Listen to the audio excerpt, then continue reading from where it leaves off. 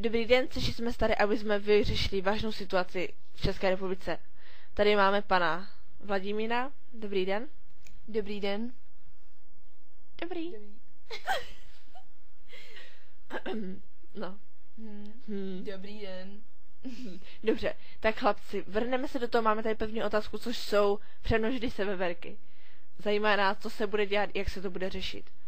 Můžete mi k tomu něco říct, pane Vladimíra? Asi ne. Dobře, a co vy? Dobré, nevadí. První si uděláme takový lehký prostě výčet z toho, kolik těch veverek, jestli tady žije jedna veverka, nebo taky 2 veverky. Můžou tady být i 3 veverky a posléze 50 veverek, 100 veverek a jestli tam tady přemnoží všechny veverky a budou přímo tady všude chodit. Takže pane, co si o to myslíte? Veverky, jako nejsem si jist, že vím, co to vlastně je veverka, ale myslím si, že ano. Jestli má ocásek, tak to možná běhá kolem mého domu.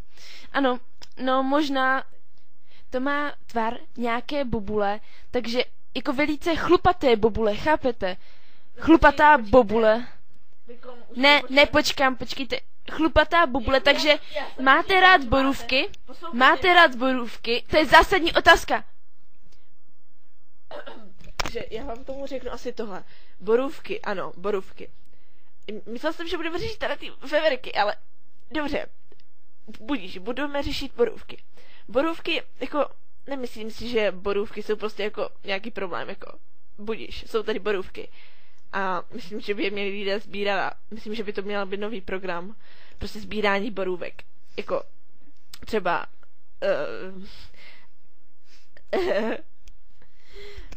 samozřejmě, sbírání borůvek. A co byste nám k tomu ještě mohli říct? No, že můžeme sbírat i jiné věci, jako třeba jablka, hrušky, jahody. Posledně můžeme sbírat i ostatní ovoce, ale prostě ty borůvky bychom měli především sbírat, aby se prostě ulečili tomu lesu a vlastně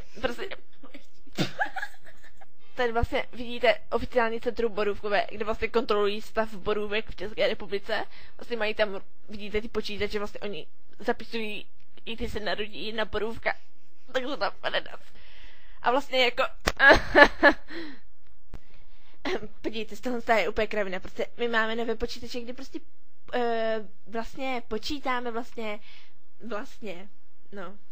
jako tady jde o to, že počítáme počet prodaných Tatranek.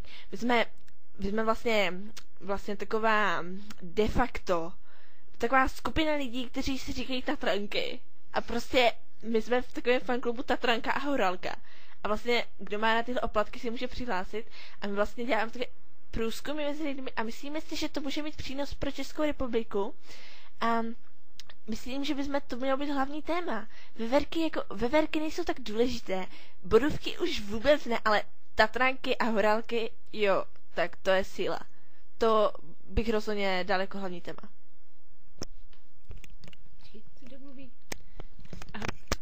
Takže myslíte, že Tatranka je budoucnost naší civilizace? Co byste na to mohli říct, kolego? Má někdo nějaký názor? No, jako já si myslím, že jako žádnej nemůžeme prostě tady chtít po lidech, aby jedli Tatranky, jo, to prostě nejde.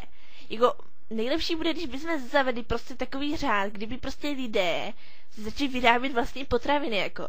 Protože jiné už prostě v některé době obchody nebudou, tak by mohli začít na nějaké vlastní výrobě, třeba nějaký, kdyby vzít si cukr, vodu, med a vyrobit si nějakou vlastní tyčinku.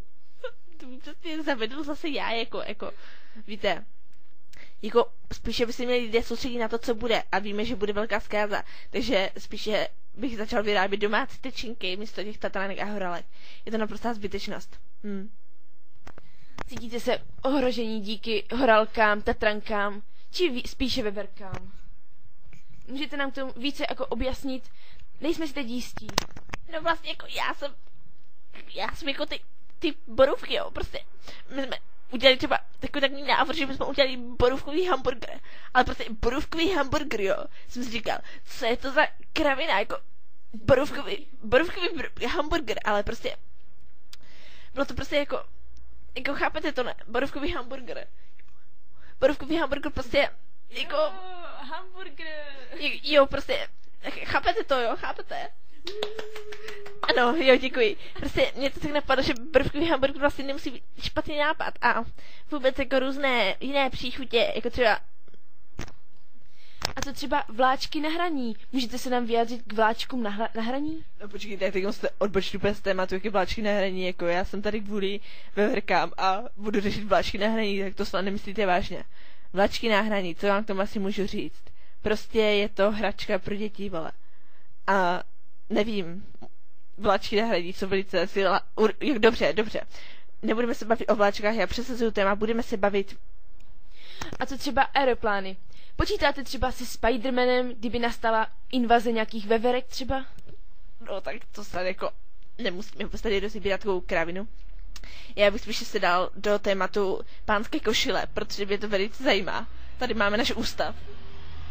A vlastně v tom ústavu máme plno místností, kde vlastně můžete vidět nejmodernější technologie. Vlastně my pracujeme na vyvinout ten nejlepší látky, v které by se muži už nepotili. Ano, to je prostě cílem naší společnosti. Krom toho, že tedy zkoumáme vlastně ty tatranky a horálky, tak máme ty košile. No.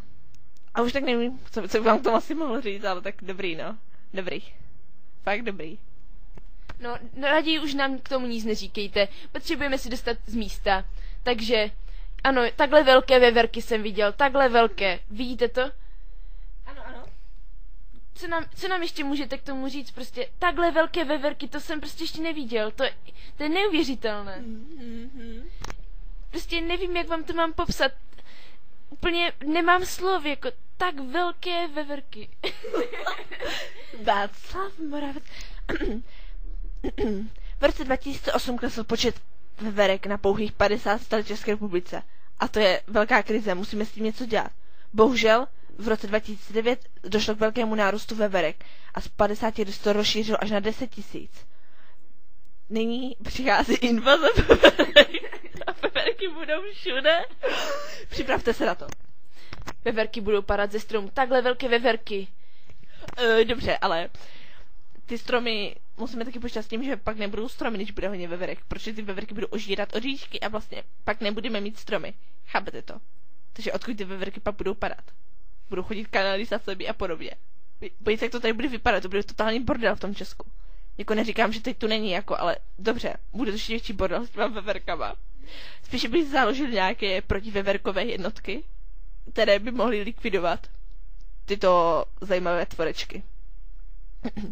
Vlastně, aby jsme udrželi pořádek v Česku. Jako, myslím, že to je úplně zbytečné, protože v momentě, kdy veverky zmutují, prostě budou létat vzduchem a budou mít